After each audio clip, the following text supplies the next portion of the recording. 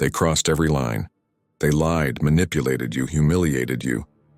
And now they want to smile, make small talk, as if none of it ever happened. They act like you're the dramatic one for remembering the pain they caused. But let's make one thing clear. Every action has consequences. And there are people who urgently need to learn that. The world is full of individuals who expect forgiveness as if it were a birthright, without changing a single toxic behavior. They hurt you, betray you, toss out an empty apology, and wait for you to pick up the pieces and sweep it all under the rug again. But not this time. In this episode, I'm going to give you 5 raw, unapologetic reasons why some people fully deserve to face the consequences of their actions, and why enforcing those consequences isn't cruel. It's necessary. Because when you stop letting others trample over your boundaries, you're not just protecting yourself. You're sending a clear message: the cycle ends here. If you've ever felt guilty for walking away from someone, if you've ever questioned your right to be angry, or silenced your intuition in the name of keeping the peace, this is your wake-up call. Hit that subscribe button right now, because what you're about to hear will give you the strength to stop justifying yourself, stop apologizing for your feelings, and finally start reclaiming your dignity. Reason 1. They only regret it because they got caught. Sometimes we're told that forgiveness is like setting a prisoner free, only to realize that the prisoner was actually us. But here's what no one tells you. That door only closes behind you when the other person learns absolutely nothing. We live in a society that glorifies unconditional forgiveness. Open any social media app, and you'll see it repeated like a mantra. Be the bigger person, let it go, don't hold a grudge. While those phrases may sound enlightened, they often carry a darker undertone. They're used to shame those with kind hearts, emotionally responsible people, especially older adults, pushing them to tolerate what should never be tolerated. They're pressured into having endless patience with people who keep hurting them. The truth is, there's a massive difference between forgiveness and removing someone's accountability. Forgiveness is an internal process. You do it for your own healing. But consequences are external, and they are earned through behavior. When someone hurts you, whether they betray you, disrespect you, or cross your boundaries, and they face no consequences, the message they receive is dangerously simple. It worked. I can do it again. People learn through consequences. This is psychology. Just like a child learns not to touch a hot stove after getting burned, adults, especially manipulative or careless ones, learn which behaviors get them results based on how others react. If their harmful actions still get them what they want without resistance, they'll repeat them. Not because they're evil in some cartoonish way, but because they benefit from it. The problem becomes dangerous when the person being hurt believes forgiveness means immediate reconciliation, a reset, and pretending nothing ever happened. That's not forgiveness, and that's erasing yourself. That's giving away your dignity as if it's worthless. This is especially painful for older people. With age comes wisdom, but also a softer heart, more empathy, and a habit of giving the benefit of the doubt. Parents who forgive adult children for cruel, unforgivable behavior. Lifelong friends who excuse harsh words by saying, "That's just how they are." Partners who stay silent about betrayal just to keep the peace. And all the while, the person hurting them gets exactly what they wanted. No resistance, no consequences, and even more access to your time, trust, and peace. This is where Stoic philosophy offers powerful medicine. The Stoics taught that we cannot control what others do, only how we respond. But that response doesn't have to be passive. Marcus Aurelius wrote, "You have power over your mind, not outside events." Understanding that is the beginning of your strength. And that strength includes setting boundaries, and it includes saying enough.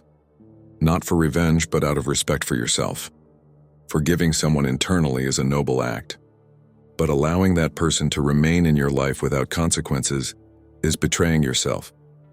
Holding someone accountable is not cruelty, it's reality. It's not punishment or revenge, it's showing them the mirror. If someone lies to you, the natural consequence is losing your trust. If they violate your boundaries, the logical response is creating distance. You don't need to yell or create drama. Just let their actions shape the new terms of the relationship. This also helps them if they're capable of growth. Someone who is truly sorry will understand that healing requires consequences. They'll accept the damage they caused and won't pressure you to act like it never happened. They'll respect your silence, your distance, your firm limits. That discomfort will become their teacher, but if they don't, if they try to guilt you, manipulate you, or use your boundaries as fuel for more attacks, then you already have the clearest answer. They were never truly sorry, and they only regretted it because they got caught. So the next time someone tells you to forgive and forget, remember this: forgetting is optional. Forgiveness can happen in silence. But consequences must be earned. And if someone keeps showing you who they are, it's not your job to pretend you don't see it. It's your job to protect yourself. Reason 2. Patterns of disrespect are not accidents. I want you to think calmly about that person who's hurt you more than once. I'm not talking about a one-time mistake or a random misunderstanding. I mean repeated behavior. Maybe it's that sibling who always finds a way to sneak in a hurtful comment during every conversation. Just enough to sting, but not enough to make a scene. Or that adult child who only shows up when they need something, but disappears the moment you need support. Or that longtime friend who goes cold whenever you're going through a hard time, but suddenly returns when things are good again, ready to take credit for being there. There's a moment, and if you've lived long enough, you've felt it, when something inside you clicks. A kind of cold clarity that tells you this isn't forgetfulness, stress, or coincidence. What you've been calling mistakes are actually choices. Calculated decisions repeated with full awareness. It's like standing in the rain and suddenly realizing it's not the weather. It's someone standing over you with a watering can, pretending to care while mocking you behind your back. I remember a woman I met, let's call her Evelyn. She retired early to care for her sick husband. When he passed, she felt more alone than ever. One of her daughters started calling her more, visiting occasionally, helping with small things. To Evelyn, it felt like a gift. She would tell her neighbors, "Now she's really there for me." But over time, that support became transactional. Her daughter began hinting at financial struggle, saying being present was a sacrifice. Evelyn, torn between gratitude and guilt, started paying her bills. Then came small loans, and then new credit cards. When Evelyn hesitated, her daughter would disappear for days, only to return with apologies saying she was just stressed. And the cycle repeated again and again. What Evelyn didn't realize, like so many others in her position, is that these cycles of disrespect are rarely accidental. They follow a pattern. First comes the boundary violation, a lie, manipulation, or emotional cruelty. Then comes minimization. It wasn't a big deal. You're overreacting, like, can't you take a joke? Next is the charm phase. Flowers, a kind gesture, a sweet call, just enough to lower your guard. And finally, the disrespect returns. The kindness vanishes. The cycle resets. This isn't random. Clinical psychology confirms it, and the Stoics knew it centuries ago. People who benefit from violating others' boundaries rarely stop, unless they face real consequences. Why would they change if the system works in their favor? And for people like Evelyn, kind, loyal, conflict avoidant, those consequences almost never come. So the damage grows. One of the most powerful tools to begin breaking the cycle is documenting. Not for revenge, for clarity. Our minds forget easily, especially when emotional manipulation is involved. A simple note with the date, time, what was said, how it made you feel, can become a mirror. When Evelyn finally started writing everything down, she saw the pattern clearly. Broken promises, sweet words that always came with financial needs. It was no longer confusion. It was a structure she could finally escape.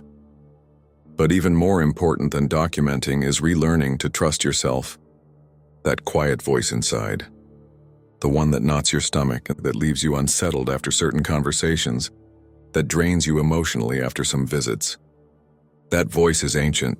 It's not paranoia. It's survival instinct. It's wisdom that's grown with you. Stoic philosophy reminds us that suffering often doesn't come from what happens to us, but from denying what is. When we refuse to see the truth about someone who consistently disrespects us, we prolong our pain. Marcus Aurelius wrote, "If someone can prove me wrong and show me my mistake, I will gladly change.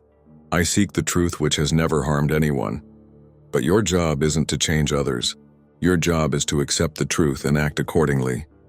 So if someone keeps hurting you, if their mistakes are starting to look like strategies, stop waiting for another apology and start building a new boundary. They don't need another chance to show you who they are. You need the courage to believe them the first time and protect yourself. Reason 3. Boundaries. Protect your self-worth. Did you know that the human brain physically rewires itself based on repeated emotional experiences, even those linked to mistreatment? Neuroscience calls this neuroplasticity, and it means that the more you allow someone to cross your boundaries without facing consequences, the more your brain begins to accept that behavior as normal. And that's exactly what makes it so unsettling. Over time, it's not just your relationships that begin to deteriorate. It's your sense of self-worth too. There's something many people don't realize until they're already deeply affected. Every time you let someone disrespect you without consequences, you're not just giving up control of that moment, you're also altering how you see yourself. Every time you stay silent about something that hurts you, every time you excuse their behavior with "they didn't mean it," every time you suppress your discomfort just to avoid conflict, you're sending yourself a quiet but devastating message. My feelings don't matter. My dignity has no weight. My peace is worth less than this person's comfort. That internal message doesn't scream, but it spreads like slow poison. It seeps into every corner of your life. You begin to accept behavior that, at another point in your life, would have been completely unacceptable. You start to believe maybe this is what love looks like. Maybe this is all you deserve. But here's the antidote: consequences. Setting boundaries isn't selfish. It's self-preservation. It's not about controlling others. It's about regaining control over your emotional reality. When you say, "If you talk to me like that again, I'll end the conversation," you're not being cruel. You're making it clear that your self-respect is not up for negotiation, that your peace is not for sale. So what does that actually look like in real life? Healthy boundaries are clear, firm statements, no need for apologies. Phrases like, "I won't allow you to speak to me that way. If it happens again, I'll leave." Or, "If you keep showing up late without telling me, I'll stop including you in plans." These aren't threats, they're facts, simple truths about how you expect to be treated and what will happen if those expectations aren't met. Now, I know what many of you are thinking. Won't they think I'm being cold? Will they get mad? Will I lose the relationship? Those fears are normal. But here's a hard truth. Anyone who reacts with anger to your reasonable, healthy boundaries never truly respected you in the first place. Their anger isn't about your growth. It's about their loss of control over you. And yes, in some cases, that relationship might end. But ask yourself honestly, what kind of relationship is it if it can only survive at the cost of your well-being? The most subtle danger appears when people try to emotionally manipulate you into dropping your boundaries. They might cry, make you feel guilty, accuse you of having changed, or promise they'll change. They'll do anything to get you to let your guard down. But it's in those exact moments that your strength matters most. Because boundaries that collapse under pressure aren't boundaries. They're open invitations to be heard again. Before we move on to the fourth reason, I want to acknowledge something important. If you're still reading this, if your heart is beating faster, or if the truth is starting to settle deep inside you, then you're exactly where you need to be. You're waking up, and it's not comfortable, but it's real. This path to reclaiming your personal power is not easy, but believe me, it is absolutely worth it. Reason 4. Allowing is not the same as compassion.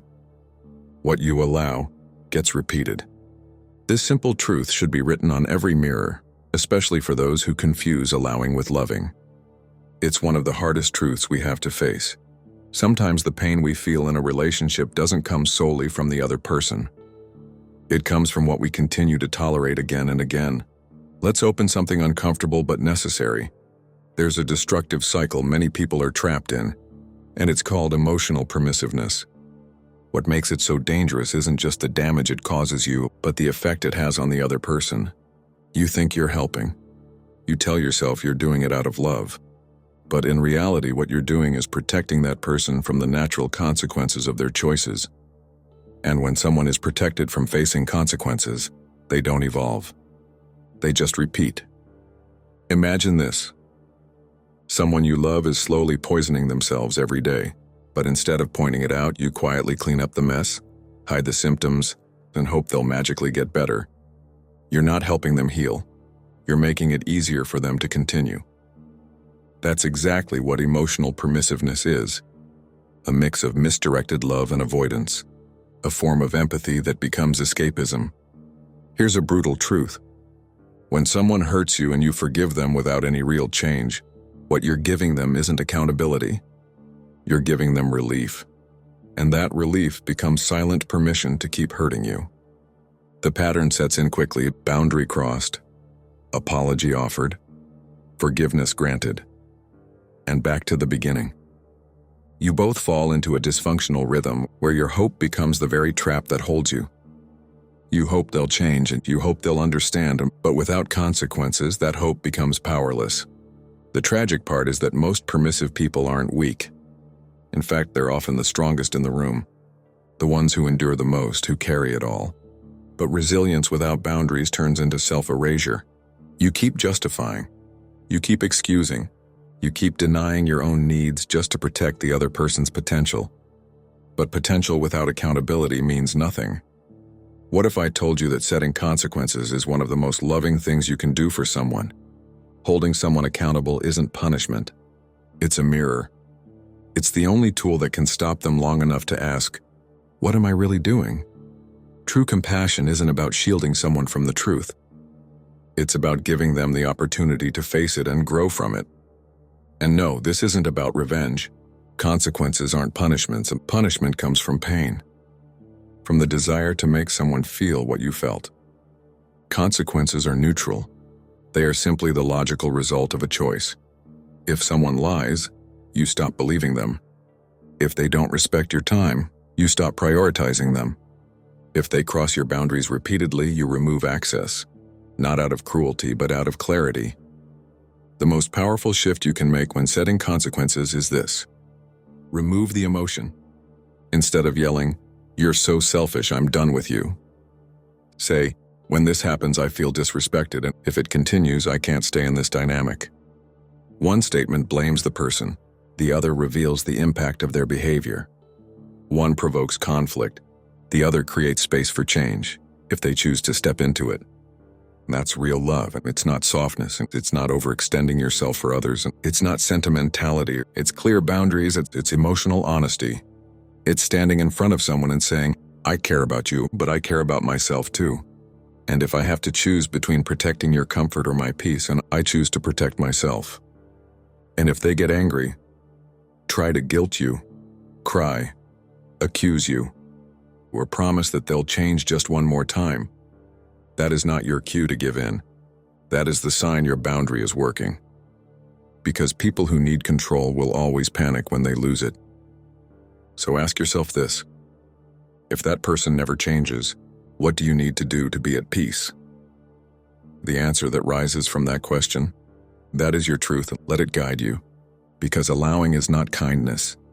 It's slowly abandoning the other person and yourself. True compassion has the courage to say, "This is where it ends." And that might be exactly what finally sets you both free. Reason 5. Reclaiming your power and finding peace. Take a moment right now, not later, right now. And think of a situation where someone repeatedly crossed your boundaries. Don't minimize it. Don't rationalize it. Feel it. Remember how it showed up in your body. That constant pressure in your chest, the knot in your stomach that wouldn't go away, that heaviness in your shoulders. Like you were carrying a weight that wasn't yours, carrying someone else's shame and responsibility. That wasn't just stress. That was your nervous system sounding the alarm, an internal warning that your dignity was being quietly dismantled. And you knew it, but you didn't act. Not because you were weak, but because you didn't yet believe you had the right to protect your peace. I once knew a man named Carl, a widower in his 70s. Kind, soft-spoken, the type of person who always made extra coffee just in case a neighbor dropped by. His adult son, charming, always in need, started visiting more often as Carl's health began to decline. At first, it seemed like genuine help. Running errands, organizing bills, making sure Carl didn't feel alone. But that help came with a price. It began with little jokes about Carl's memory. Then his son started controlling who could visit. Eventually, he was making decisions for him. Money, medical appointments, daily routines. All under the excuse of what's best for him. Carl stayed silent for over a year. He said it was easier that way. He didn't want conflict. He didn't want to lose the relationship. But what Carl didn't realize was, he had already lost it. Not because he set a boundary, but because he never did. That's what happens when we give our power to people who misuse it. We become shadows and our world shrinks. Not because of age or loss, but because of someone else's chaos invading every corner of our mind. Their moods become the weather in our lives. Their presence dictates our behavior. And in the middle of all that, we forget that our needs are just as valid as theirs. But now I want you to imagine something completely different. Imagine yourself in Carl's place, but this time standing tall. You look that person in the eye and say, "No, that's not acceptable to me." No yelling, no resentment, just the quiet confidence of someone who finally remembers that their peace is not negotiable. Imagine the freedom of not having to anticipate someone else's reactions. Imagine waking up knowing your life is yours again. That vision, that lightness, that sense of expansion. It's not a dream, it's your birthright. And reclaiming it begins with one powerful choice: enforcing consequences. Because setting boundaries isn't about punishing anyone. It's about freeing yourself. When you hold your boundaries consistently, something amazing happens. You stop reacting impulsively. You stop rehearsing imaginary conversations. You stop bracing for disrespect, and then you start living again. With all your energy finally back in your hands, now it's not easy. When you begin enforcing consequences, guilt will show up like an old friend. You'll hear that voice whisper, "Am I being too harsh? Should I give them one more chance?" But that guilt doesn't mean you're wrong. It means you were trained to prioritize others' comfort over your own emotional stability. The more you practice, the clearer you'll become. You'll learn to tell the difference between true compassion and that toxic guilt that keeps sabotaging your peace. There's one more distinction you need to understand: revenge versus justice. Revenge wants the other person to suffer. It's born from pain, and often leaves you empty even when you win. Justice, on the other hand, restores balance.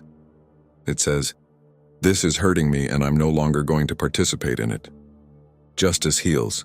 Revenge drains. Here's a truth many never learn. The person who hurt you may never apologize.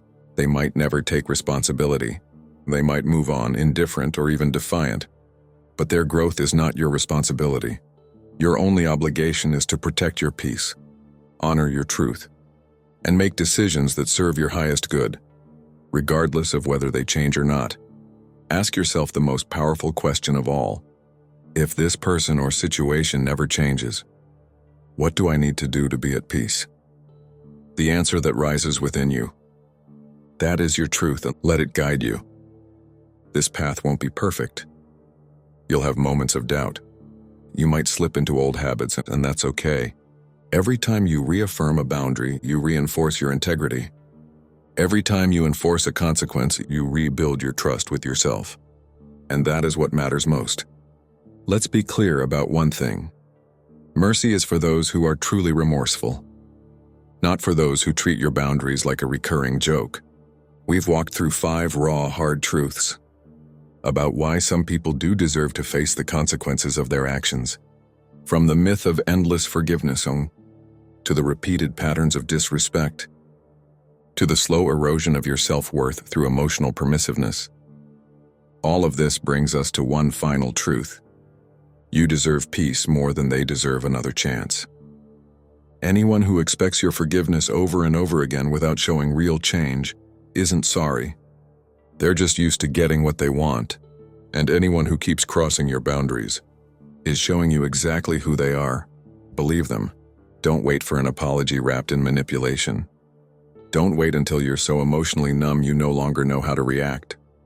Because the longer you wait, the heavier the weight becomes. Yes, enforcing consequences can be uncomfortable. But you know what's worse? Living a smaller life. Shrunk, bent, reduced. Just to accommodate someone else's chaos. Don't do that to yourself. If this touched your heart, hit that subscribe button now. You're not just listening to an episode, you're rebuilding your self-respect. Start with small steps, but start today. And the next episode waiting for you. It's not a coincidence, and it's your next step toward becoming the version of you that no longer apologizes for having standards. And if you made it this far, I want to thank you from the bottom of my heart. Your time, your attention, your presence, it all means a lot. Now, I'd love to know something. Where in the world are you listening from? Drop it in the comments. That way I'll know who stayed until the end. Who's part of this community that's learning to set boundaries and to heal and to take their power back? I'll be reading your messages down there. And remember this always. Your peace is worth more than any relationship that puts it at risk.